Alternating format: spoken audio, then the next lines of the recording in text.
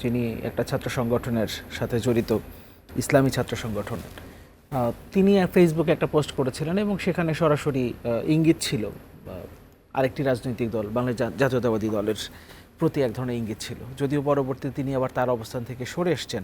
এমনকি জামাত ইসলামের আমির ডাক্তার শফিকুর রহমান তিনিও যে স্টেটমেন্ট দিয়েছিলেন সেখানেও এক ধরনের ইঙ্গিত কিন্তু ছিল যে নতুন করে কোনো ফ্যাসিজম যদি আবার মাথাচাড়া দিতে চায়, নতুন করে কোনো ফ্যাসিজম, দ্যাট মিনস মানে পতিত ফ্যাসিজমের কথা তিনি বলছেন না, তিনি নতুন করে কোনো ফ্যাসিজম যদি মাথাচাড়া দিতে চায় তাহলে বাংলাদেশের জনগণ সেটা প্রতিহত করবে, এই ধরনের একটা বক্তব্য ছিল। তার মানে এক ধরনের ইঙ্গিত করা প্রতিপক্ষ, যেহেতু সামনে নির্বাচন আর রাজনৈতিকভাবে আপনি প্রতিপক্ষকে ঘায়েল করবার জন্য আপনার বক্তব্য বিবৃতির মধ্য দিয়ে, ইঙ্গিতের মধ্য দিয়ে আপনি তাকে তার উপরে দায় চাপানোর চেষ্টা করেন।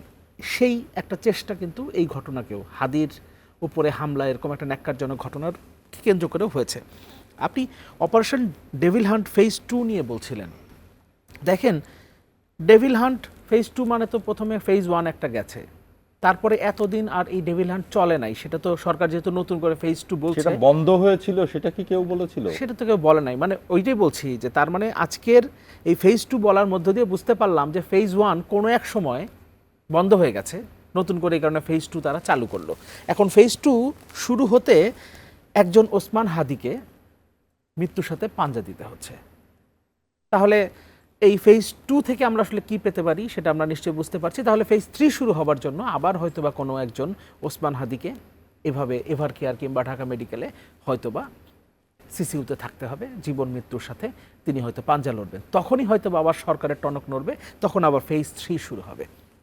আমি একটু মামুন ভাইয়ের দু একটা বিষয়ের সাথে একটু বিনয়ের সাথে একটু দ্বিমত করি।